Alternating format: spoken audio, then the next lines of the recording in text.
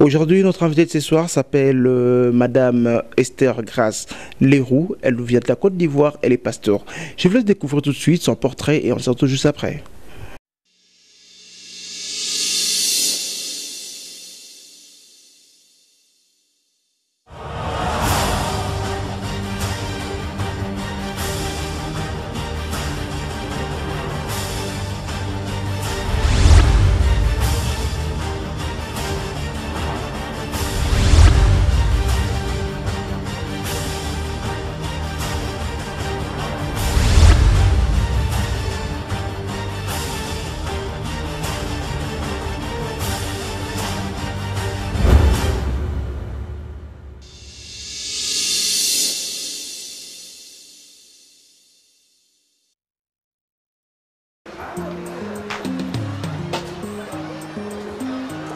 Voilà, c'est une femme juriste de formation notaire.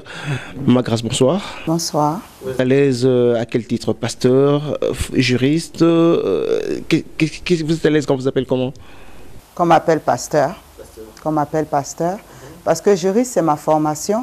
Et pasteur, c'est aujourd'hui la fonction que j'exerce à plein temps. Donc, que l'on m'appelle pasteur Grâce, cela me convient. Mais j'ai constaté qu'au Congo, on dit maman Grâce. Donc cela me convient tout aussi bien. Et en Côte d'Ivoire, on vous appelle comment? Ima. Ima, grâce, qui veut dire maman. Ima, c'est en hébreu. Donc Ima, grâce. Mais comme nous sommes au Congo, disons maman, grâce. Vous êtes pasteur? Quand je dis vous êtes pasteur, ici au Congo, quand on dit quelqu'un qui est pasteur, ça veut dire qu'il a une église. Vous avez une église? Oui, à Abidjan. Une église avec mon mari. Nous sommes pasteurs.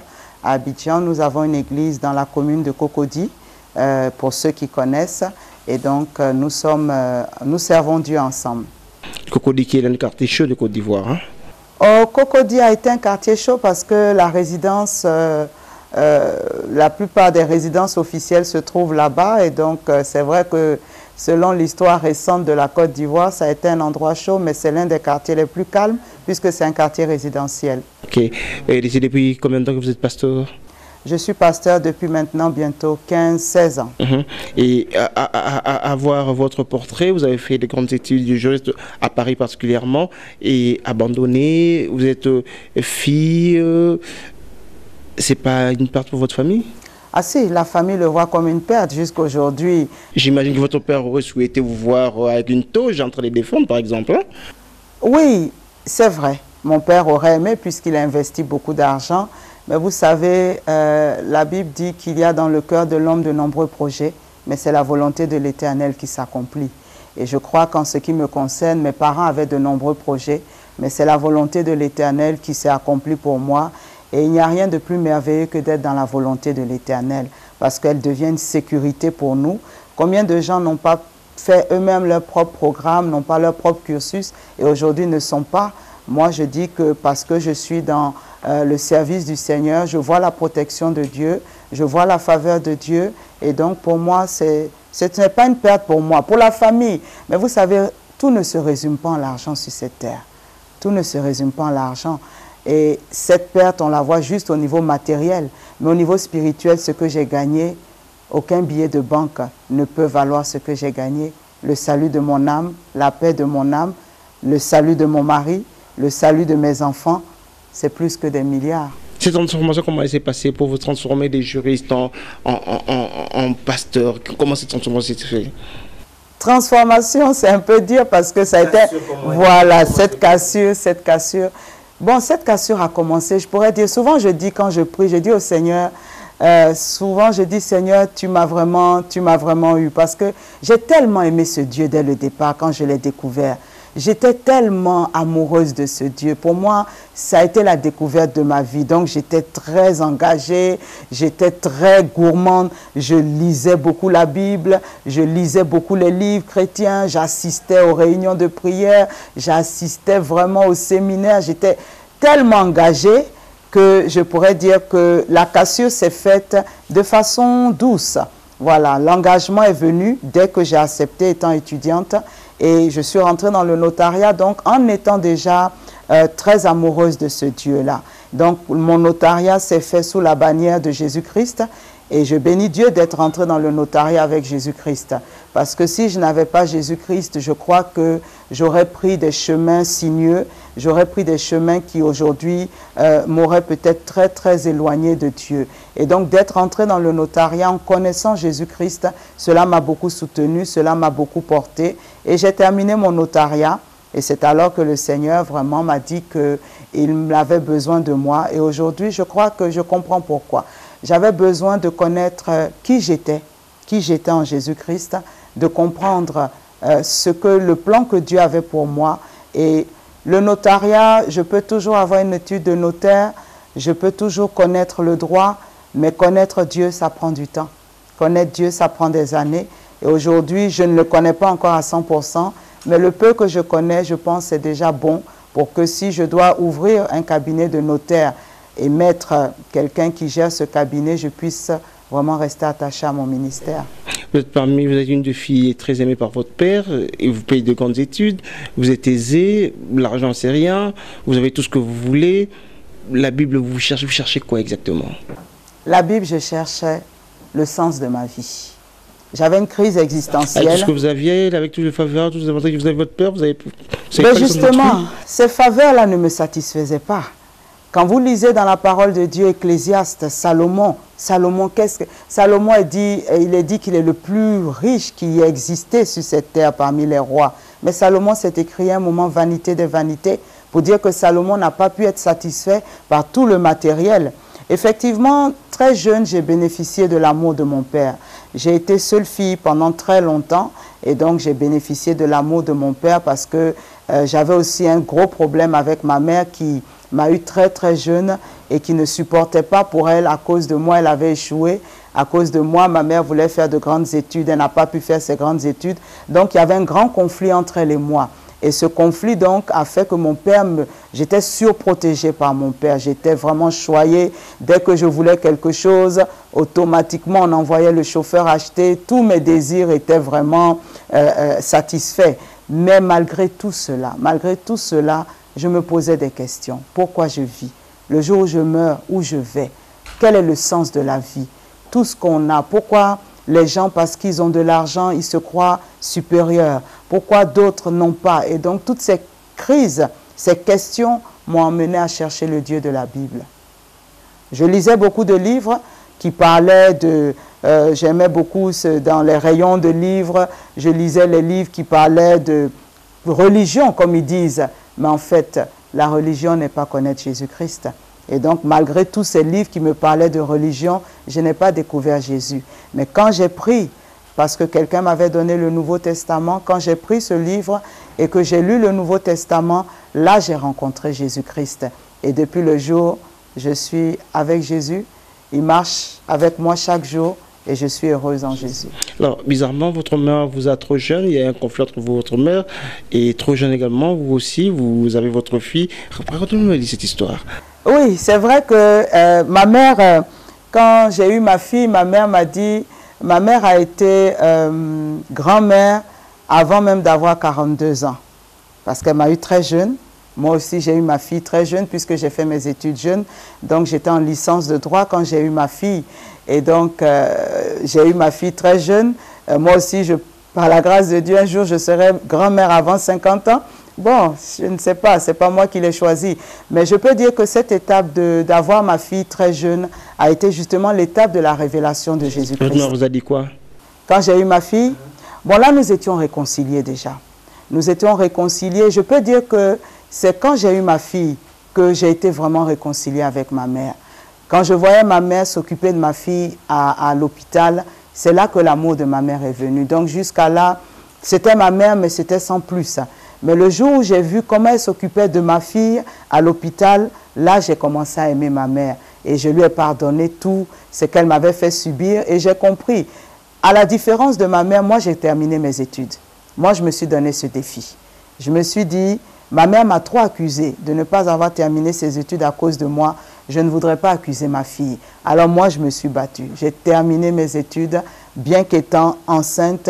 J'ai fait vraiment, ça a été un exploit même parce que la maîtrise que j'ai eue chez nous, c'est l'une des maîtrises les plus difficiles. Et tout le monde disait non, mais avec ton état et tout. Mais je pense que j'ai vu la main de Dieu. J'ai terminé mes études brillamment parce que je ne voulais pas reproduire la vie de ma mère et accuser ma fille demain. Et je voudrais qu'on revienne un peu sur l'histoire entre vous et votre mère. Votre mère qui vous accuse, elle n'a pas fini ses études parce qu'elle vous a eu. Qu'est-ce que ça produit en vous? Merci beaucoup. Ah oui, c'est là où je pourrais dire tout le sens de cette interview pour moi aujourd'hui, de ce moment que nous passons ensemble. Cela a produit en moi inconsciemment, hein. Je l'ai découvert juste quand j'ai rencontré Maman Olangui, que je tiens vraiment à remercier. C'est elle qui m'a invité au Congo dans ce mois de mars pour venir pour la célébration de la femme.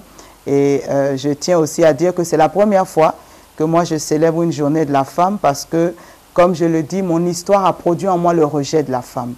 Bien que je sois femme, j'avais un mépris pour la femme. Pourtant, je suis femme. D'autres, ceux qui m'écoutent vont dire, mais c'est contradictoire. Oui, je reniais tout ce qui était femme en moi. Très jeune, je m'habillais seulement en pantalon, en culotte. Je fumais parce qu'il fallait que je renie tout ce qui était femme. Je ne buvais pas parce que l'alcool, ça me donnait toujours mal à l'estomac. Donc l'alcool, non. Mais je voulais vraiment, parce que ma mère me rejetait à chaque fois. Donc pour moi, c'est qu'elle n'est pas assez digne de moi. Et mon père me faisait toujours comprendre que si ta mère te rejette, c'est parce que, bof, elle n'est pas assez intelligente pour voir tout ce qu'il y a de bon en toi. Et donc, inconsciemment, j'étais plus attachée à mon père, je rejetais ma mère, mais en rejetant ma mère, je rejetais tout ce qui était femme. Je trouvais que les femmes perdaient le temps dans les futilités, tout ce qui est vêtements, tout ce qui est... Non, moi, je me sentais très masculine intérieurement. Pourtant, l'aspect extérieur était femme, mais très masculine. Et donc, ça faisait que même quand j'ai rencontré celui qui est mon mari aujourd'hui, on était très jeunes, et qui m'a parlé de mariage, je lui ai dit non, jamais, ça ne m'intéresse pas. Parce que pour moi, se marier, ça c'est pour les femmes. Je ne me sentais pas femme. Voilà vraiment, si je puis dire, là où la rencontre avec Maman Olangui a beaucoup changé dans ma vie. Et en ce moment-là, lorsque vous avez votre regard sur les femmes, lorsque vous regardez les femmes, c'est qui était plus féministe, vous disiez quoi? Excusez-moi, mais je vais dire un mot qui va, mais parce que je le dis, mais je ne suis plus dans cette... voilà. Nous rentrons dans votre passé. Okay. Ben, je trouvais les femmes bêtes, sincèrement. Je les trouvais vraiment bêtes. Parce que pour moi, tout n'était que réflexion, tout n'était que débat d'idées. Parce que mon père, très jeune justement, a réveillé en moi cette dimension des débats d'idées, cette dimension de l'intellect. Et donc pour moi, une femme qui n'est pas assez, qui n'est pas dans l'intellect, qui n'est pas dans les débats d'idées, mais qui n'est que dans « je vais m'occuper de mon mari, je vais m'occuper de mes enfants », non, je trouvais que franchement, c'était trop bas pour moi. Et en ce moment, vous lisez quoi? Ben, je ne disais rien à cette femme. Vous lisez quoi à ce moment-là? Je lisais. Qu'est-ce que vous lisez en ce moment pour avoir cette conviction-là? Cette conviction par rapport à la femme. Mais je ne lisais pas, mais en fait, mon père m'a formaté. Voilà, je peux dire que mon père a été celui qui m'a, je pourrais dire inconsciemment peut-être, hein, ou bien sciemment, m'a formaté à voir la femme, la gente féminine, comme étant pas très intelligente. Donc, je n'avais pas besoin de lire ce que mon père m'avait dit. Pour moi, était comme parole d'évangile et je m'en tenais à cela. Et donc, en plus, quand je voyais que à l'école, les jeunes filles, ça va être pour parler de tel garçon ou tel, franchement, ça ne m'intéressait pas. Vraiment, moi, je suis quelqu'un, j'étais, comme on dit, j'étais très brute, quoi. Défriser les cheveux, se maquiller, tout ça, ça ne m'intéressait pas. Moi, j'étais toujours avec les garçons, je me sentais mieux avec eux. Les filles, je trouvais que leur causerie, ça ne m'intéressait pas. Donc, pour moi, les filles s'intéresser à un garçon, c'est se rabaisser. Parce que tu vas te mettre sous le contrôle d'un homme. Donc, non. Alors, votre amour, votre considération pour la femme commence à changer. Vous dites lorsque vous avez votre première fille, lorsque votre mère s'occupe de votre fille, c'est à ce moment-là que votre considération commence à changer pour la femme? Pas pour la femme, pour ma mère déjà. Pour ma mère, voilà. Déjà, quand j'ai ma fille, et que, bon, déjà, avant d'avoir ma fille, puisque j'avais accepté Jésus, comme je le dis, avant d'avoir ma fille, il y a eu une réconciliation avec mes parents, parce que mes parents m'avaient rejeté, puisque je ne voulais pas avorter. Et mon père m'avait rejeté. Mon père était vraiment un homme très imposant. Donc, tout le monde m'avait rejeté puisque le père m'avait rejeté.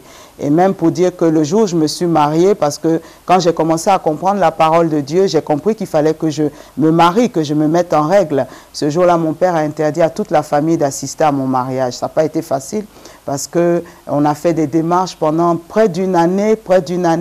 Il refusait. Et un jour, j'ai été convaincue que, comme dit les apôtres, jugez en vous-même. Est-il convenable d'obéir à Dieu ou d'obéir aux hommes? Même si c'était mon père, je devais faire ce choix. Et là, je me suis mariée sans ma famille.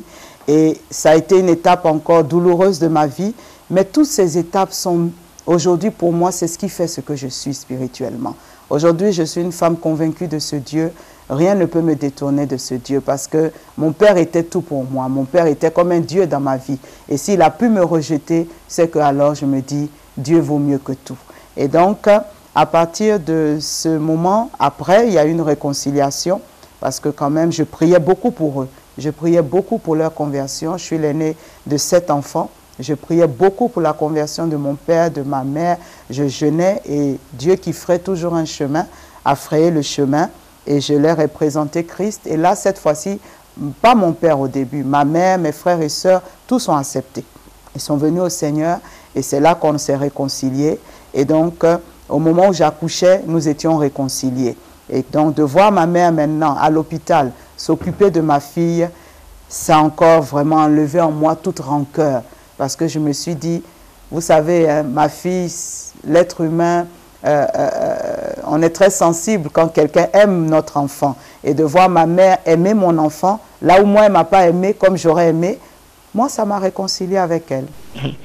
Ok, d'accord. Là, vous ne connaissez rien du Congo. Là, vous êtes dans votre pays, la Côte d'Ivoire. Vous conduisez votre ministère de pasteur, vous êtes marié. Et nous allons prendre maintenant une autre histoire. C'est quand est-ce que vous faites connaissance avec la République démocratique du Congo? Comment vous faites connaissance avec ça? Le Congo, je l'ai connu déjà par mon arrivée en France. L'école où je suis arrivée en France, il y avait beaucoup de... À l'époque, on disait Zaïrois. Hein. Voilà, donc je suis arrivée en France en 1977 et il y avait beaucoup de Zaïrois qui venaient étudier aussi, des enfants du régime de l'un des premiers présidents, voilà, d'ici Mobutu. Donc beaucoup d'enfants de ces familles-là, nantis venaient là-bas. Donc déjà, j'ai rencontré des Zaïrois. Et j'avoue que j'aimais beaucoup leur langue et tout. Et donc, on a beaucoup sympathisé. Donc, je connaissais le Congo juste de loin. Maintenant, ma rencontre, ce qui a fait que j'ai foulé les pieds dans ce pays, c'est en 2009. En 2009, je regardais la télévision. J'ai le satellite chez moi et je regardais, je zappais, comme on dit. Et je suis tombée sur une chaîne. Et cette chaîne, je voyais une maman, une femme qui prêchait, et à ce moment, il n'y avait pas le son. Je pense qu'il y avait un petit problème, il n'y avait pas le son, mais j'ai été touchée par la gestuelle de cette maman, par sa façon d'être. Et donc, je regardais souvent, mais il n'y avait pas encore le son. Et puis, dans mon cœur, j'ai dit, il faut que je rencontre cette maman. Où est-elle? Et Dieu qui vraiment écoute les soupirs de notre cœur quand ils sont dans son plan, Dieu a permis que, revenant d'une mission pastorale du Nigeria, dans l'avion, j'ai rencontré des filles. Après, le son est venu, bien sûr, j'ai su que c'était Maman Olangui de la RDC. Et donc, j'ai rencontré des filles spirituelles à elle qui revenaient d'une mission et qui allaient pour une autre mission en Côte d'Ivoire. C'est alors que je leur ai demandé, poussée par le Saint-Esprit, à l'aéroport, je me suis approchée d'elles, je leur ai demandé qui elles étaient. Elles se sont présentées à moi comme étant les filles spirituelles de Maman Olangui. Et j'ai dit, oh, je cherche vraiment Maman Olangui. Elles m'ont dit, ok, on a un séminaire, viens assister. Je suis allée assister au séminaire pendant plusieurs jours. Et après ce séminaire, elles sont rentrées ici au Congo. Et quelle ne fut ma surprise qu'un soir, mon téléphone sonne et que ce soit l'une des filles spirituelles de Maman Olangui qui me dise, maman veut te parler. J'étais tellement émue, je dis, maman, c'est toi vraiment? Elle me dit oui. Et ce qui vous ne la connaissez pas? Pas du tout. Juste à la télévision? Juste à la télé. Alors imaginez ma surprise au téléphone, moi sur mon portable, qui suis-je? que Maman Olangui m'appelle et que ce jour-là, elle a dit une phrase qui m'a touchée, que Dieu vous bénisse, que Dieu bénisse votre mari, que Dieu bénisse vos enfants. Cette phrase m'a touchée. Et le ciel, vous ne connaissez pas? Non, mais j'ai senti beaucoup d'amour dans cette phrase. Et donc, elle m'a dit, c'était les 40 ans de mariage qui célébraient, qu'elle m'invitait. Et j'ai dit, maman, je viendrai. Et par la grâce de Dieu, en juin 2009, j'ai foulé les pieds sur cette terre bénie, je dis bénie, de la RDC. Parce que pour moi, ce voyage a été pour moi un voyage qui a déclenché quelque chose de spécial dans ma vie. Vous arrivez au Congo, vous foulez le pied du ministère du combat spirituel. Qu'est-ce qui vous frappe? D'abord, les parents. Je découvre papa et maman Olangui d'une simplicité extraordinaire. Vraiment, je peux dire, je le dis souvent dans mon pays, ma grande joie, c'est d'avoir pu entrer dans leur maison. Parce que j'aurais pu les connaître juste au niveau de l'œuvre, aller juste à la prière, mais de les avoir connus chez eux et de voir qu'ils sont aussi authentiques, de voir qu'ils sont aussi simples, m'a beaucoup édifié. Parce que j'ai eu quand même l'occasion de rencontrer des grands serviteurs de Dieu anglophones et je peux dire que la simplicité de papa et maman m'ont touché et vraiment m'a touché. Et donc en plus, j'ai vu aussi l'excellence. Moi, je viens de la Côte d'Ivoire. Vous savez, nous avons été, pour beaucoup de pays, on nous voit comme étant un pays phare, un pays où le beau, où tout ce qui est bien est vraiment quand même habituel pour beaucoup d'Ivoiriens, venant en plus du milieu dont moi je viens. Et donc de voir cette excellence, la façon dont on sert, la façon dont on reçoit, la façon dont on vous parle, ça m'a touché. J'ai vu qu'en Jésus-Christ, on devait vraiment être excellent. J'ai vu qu'en Jésus-Christ, il fallait vraiment démontrer que les choses les plus excellentes sont pour les enfants de Dieu. Et en plus, j'ai vu aussi, quand je suis allée pour la première fois à la 17e rue, alors cette foule-là, vraiment, ça a été la totale. De voir tout ce monde d'un pas alerte, aller pour la prière, j'ai compris que je venais de frapper à la bonne porte. Parce que moi, la particularité de ma vie, c'est que je n'avais pas de parents spirituels. Et j'avais compris dans ma vie qu'on ne peut pas être grand sans avoir quelqu'un qui vous dirige, qui puisse vous dire « je veux faire ceci, ne le fais pas ». Je tiens même à vous dire, par exemple, j'arrive en 2009, je connais maman juste de quelques jours, et moi j'étais impliquée dans un ministère de femmes, j'ai un ministère de femmes. Et puis je voulais faire la sortie officielle. Et puis je dis à maman, j'aimerais faire la sortie officielle de mon ministère. Elle me dit non, ce n'est pas encore le temps, il faut attendre. Pourtant, elle ne me connaissait pas, mais je peux dire, divinement inspirée, elle a compris que j'avais un gros problème qui devait être résolu, comme je vous l'ai dit dans mon témoignage. Tu vas parler aux femmes en tant que quoi? Puisque tu ne t'es pas retrouvée toi-même en tant que femme. Tu n'as pas accepté ton identité de femme. Parce que même étant pasteur, hein, je vous dis, les passages par exemple qui parlaient de la femme par rapport à son rôle, je pourrais dire, dans la maison, ne m'intéressaient pas. J'aimais souvent dire, moi je veux enseigner aux femmes à savoir prier, je veux enseigner aux femmes à être spirituelles, à savoir lire la Bible, à prêcher, mais tous les autres travaux là, moi ce n'est pas un foyer féminin. Chez nous en Côte d'Ivoire, les foyers féminins, c'est des écoles de formation où on forme les jeunes filles et tout. Et donc moi je disais, non, moi je ne suis pas là pour un foyer féminin. Vous comprenez? Comment je pouvais donc parler aux femmes? Il allait manquer une grande dimension. Parce que la Bible nous dit, quand je disais à un moment dernièrement, dans ce mois de la femme, étant ici au Congo, j'ai étudié la parole de Dieu sur la femme. Et j'ai vu que Dieu a donné à la femme 3 rôles. Il a dit, d'abord, en Genèse 2, 18, faisons une aide semblable à l'homme. Donc la femme est une aide. Et quand la femme arrive devant Adam, Adam dit, voici cette fois-ci l'os de mes os, la chair de ma chair, on l'appellera femme. En hébreu, on dit Isha. Donc la femme là, Adam lui-même la qualifie de femme.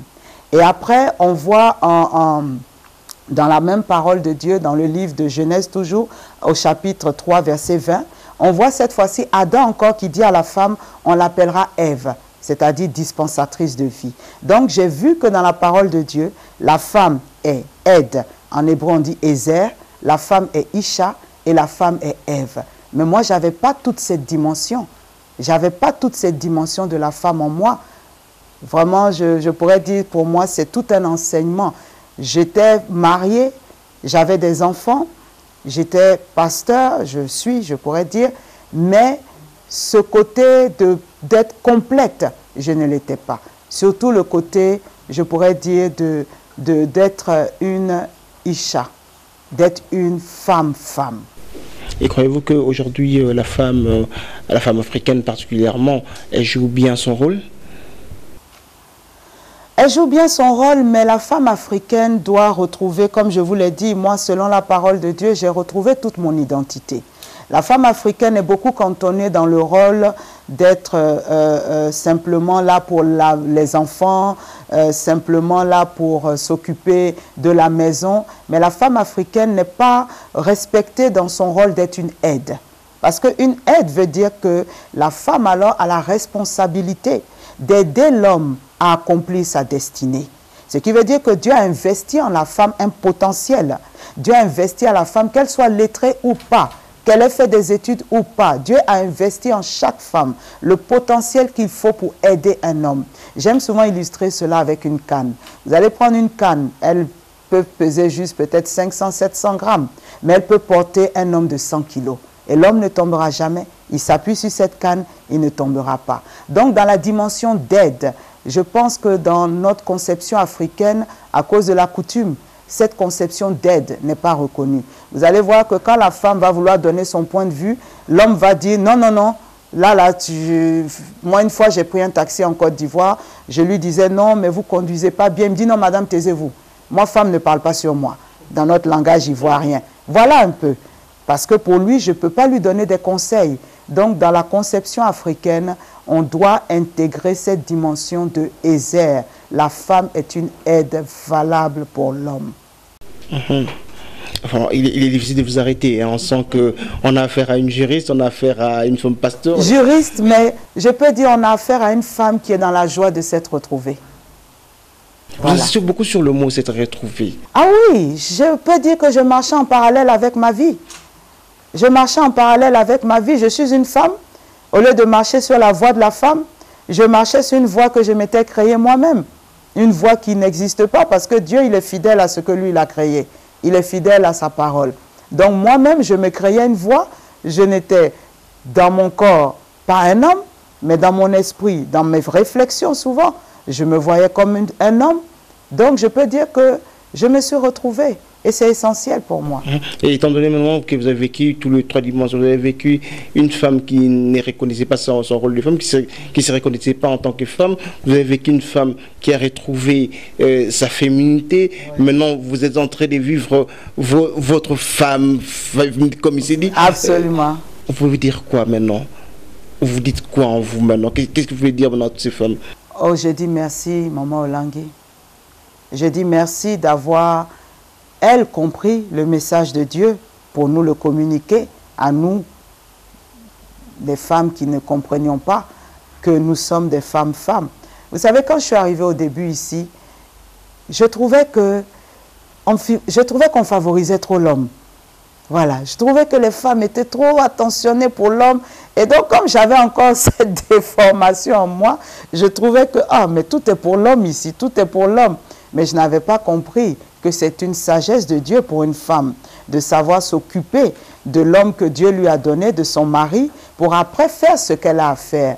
Aujourd'hui, quand même à table, maman me dit, tu vois, maman Grâce, il faut bien faire les choses. Par exemple, la nourriture, on dispose un endroit pour mettre la nourriture de papa. Il faut bien disposer toutes choses pour ton mari, pour qu'il se sente vraiment, qu'il sente qu'on s'occupe bien de lui, afin que toi aussi, tu puisses aussi faire ce que tu as à faire. Parce qu'en fait, le problème, c'était que quoi? Le problème, c'est que je savais très bien comment tenir une maison, hein. Mais là, je peux dire, je le savais intellectuellement. C'est-à-dire quoi? J'avais le personnel à la maison à qui je donnais les directives, mais moi-même, je ne faisais rien. Voilà. Sinon, je savais très bien... C'est pas aussi mauvais, hein? Mais quand on a plus de responsabilités, on délègue tout en étant présente. Par exemple, ce que mon mari doit manger, aujourd'hui, je dois savoir ce qu'il doit manger.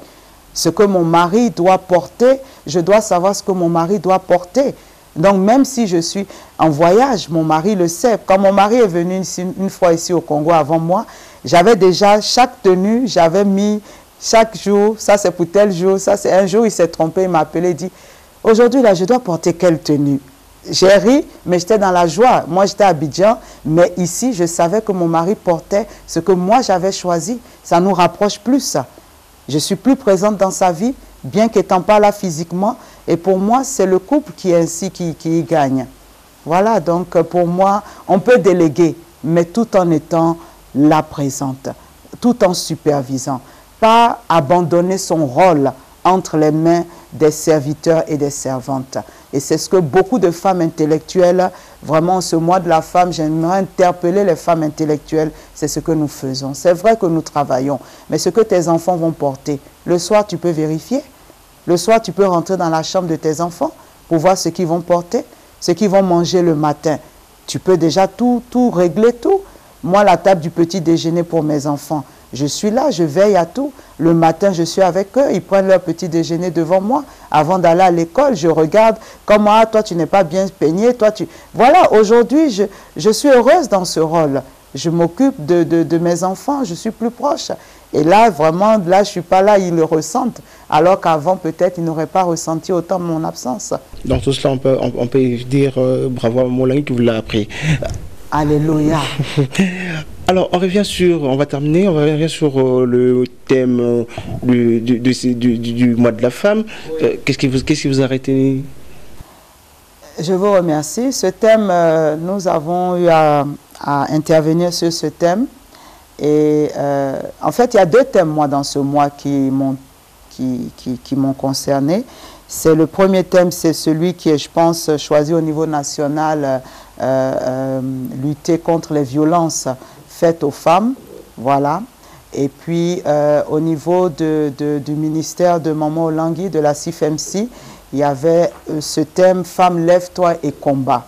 Voilà. Et donc, je suis intervenue par la grâce de Dieu et je remercie encore Maman qui m'a invitée pour venir intervenir. Parce qu'en venant intervenir, j'ai encore pris conscience. Avant de parler, vous êtes devenue plus congolaise qu'ivoirienne. Hein? Ben, je m'attendais que vous me parliez des thèmes exploités en Côte d'Ivoire. Non, non, justement, c'est là tout le propos. Je pourrais dire, c'est là tout mon propos. Si j'étais à Abidjan, moi, le mois de la femme, je ne me sentais pas concernée. Ah bon? Ah, mais oui. Pour mesurer combien je dis, peut-être les gens vont trouver que moi, je ne suis pas quelqu'un, je ne sais pas flatter. Mais je dis que je remercierai toujours Maman Olangui pour son apport dans ma vie. Parce que le mois de la femme, la journée de la femme, je connais, mais c'était juste intellectuel pour moi. C'est-à-dire intellectuellement, je sais que chaque 8 mars, c'est la journée de la femme. Mais je ne me sens pas concernée. Voilà. Mais quand maman m'a invitée et que je suis venue et que j'ai vu toutes ces femmes mobilisées pour la cause de la femme, j'ai pris conscience, mais que tiens, tu es une femme. Qu'est-ce que tu fais pour la femme, toi aussi? Qu'est-ce que tu peux apporter? Et donc, ce jour-là, j'ai dit à maman, c'est la première fois de ma vie que j'assiste à une célébration de la journée de la femme. Maman, que Dieu te bénisse. Quand je le dis, elle rit beaucoup, maman, parce que je pense qu'elle comprend que je viens de très loin. Mais je dis, pour moi, ça a été une grande délivrance. Aujourd'hui, je me sens concernée. Et je pense qu'attendez-vous à me voir chaque mois de mars ici au Congo pour venir célébrer la femme. Et puis aussi, quand je retourne, partager ça avec les femmes de chez moi. Voilà. Donc, pour revenir sur les deux thèmes. Le premier thème, ce que j'ai compris, la violence naît dans le cœur de l'homme. Et le cœur de l'homme est façonné depuis la maison. Et donc, ce que j'ai eu à dire, c'est que c'est vrai que nous pleurons aujourd'hui des conséquences, des causes, mais l'effet est plus loin pour moi. Il faut remonter plus loin. Combien dans nos familles, un enfant qui a vu la violence dans sa maison, un enfant qui a vu la violence physique, la violence verbale, un enfant qui n'a pas grandi dans la paix dans sa maison, devenir adulte, pour lui, ça sera le mode d'expression, surtout quand c'est un garçon. Donc, moi, j'ai compris qu'il fallait qu'on fasse un travail vraiment au niveau des familles. Au niveau des familles pour faire comprendre la valeur de la femme. Je suis femme, j'ai une fille, j'ai 3 garçons. Et il a fallu que moi-même je comprenne que je devais emmener mes garçons à respecter leurs sœurs. Même pour les choses de la maison, ce n'est pas parce que tu es le garçon que tu as bu, tu laisses ton verre et tu te dis non, ma sœur va le prendre. Non, tu as bu dans le verre, toi aussi tu peux aller le laver. Et donc au niveau de la maison, chaque maman aussi doit apprendre à son enfant garçon, qui sera un homme demain, à respecter la femme. Et cet enfant, quand il grandira, demain, en voyant une femme, même s'il n'est pas encore marié, il verra sa mère. Et il n'osera pas donc porter la main sur une femme qui représente sa mère. Donc pour moi, ma prière, c'est que vraiment Jésus-Christ, qui est le prince de paix, entre dans les maisons, entre dans les foyers, pour donner la paix selon la parole de Dieu dans les maisons, afin que les familles étant réconciliées entre elles, les familles vivant selon le modèle de Dieu, cela puisse avoir de l'impact autour. Maintenant, pour les femmes, je l'ai dit, qui étaient déjà violentées, qu'elles viennent à Jésus-Christ aussi, qui est le seul qui peut guérir, qui peut consoler, et elles trouveront le repos. Donc, c'est vrai que les Nations Unies, c'est vrai que les politiques font leur part, mais je crois que la solution se trouve dans la parole de Dieu. Et que direz-vous à ces femmes-là qui pensent que j'ai mon travail, j'ai mon enfant, je peux rester comme ça suffit, la vie, le mari, ça ne sert à rien, je peux rester comme ça? Je dis, elles sont déformées. J'étais déformée. Elles sont déformées, elles ne sont pas en ordre, selon l'ordre divin. La Bible dit au commencement, il n'en était pas ainsi. Revenons au livre des commencements, Genèse. Au commencement, il n'en était pas ainsi. Mais la société nous déforme. Nos éducations, moi j'ai parlé de l'éducation que j'ai eue, nous déforment. Nos blessures, j'ai parlé des blessures que j'avais par rapport à ma mère, ça m'a déformé. Et aussi, maintenant nous-mêmes, après nous faisons les choix, mais nous faisons les mauvais choix. Je dirais à ces femmes, il n'y a rien de plus merveilleux que de revenir au plan originel de Dieu. Vous voyez, vous avez un appareil. Si vous ne savez pas l'utiliser, à un moment, vous pouvez même le jeter parce qu'il ne vous sert à rien.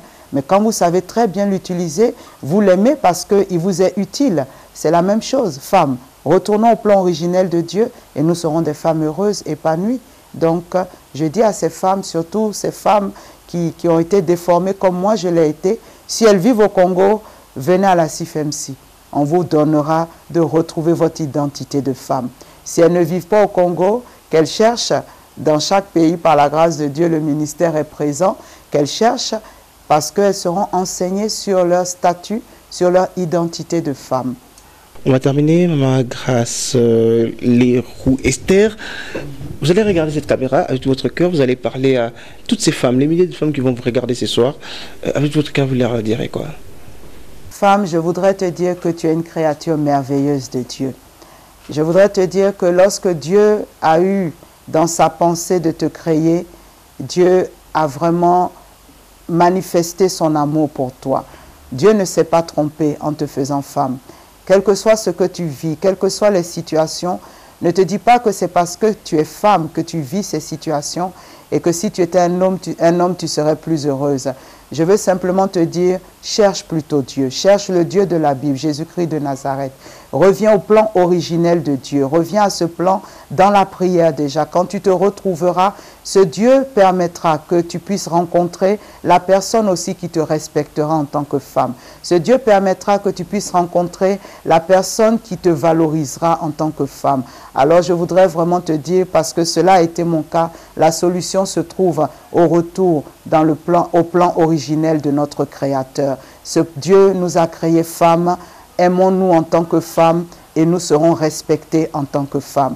Que Dieu vous bénisse et je sais que quand vous aurez retrouvé votre identité, vous serez la femme la plus heureuse, la plus épanouie et vous pourrez alors gagner d'autres femmes à devenir femmes comme moi aujourd'hui je vous parle. Du fond du cœur, je vous aime. Soyez bénis au nom de Jésus-Christ. Amen. Merci de l'attention que vous avez accordée à cette émission. Si vous nous avez pris en cours, je vous rappelle que notre invitée de ce soir, nous clôturons l'homme de la femme. Notre invitée de ce soir s'appelle Madame Grace Esther Leroux. Elle nous vient de la Côte d'Ivoire. Elle est pasteur, juge des formations, également notaire. Mesdames et messieurs, c'est pratiquement fini pour ce soir. Merci de votre temps que vous nous avez accordé. Nous disons un grand merci à monsieur et madame Olangui de la Fondation Olangui Osho, tout le ministère du combat spirituel.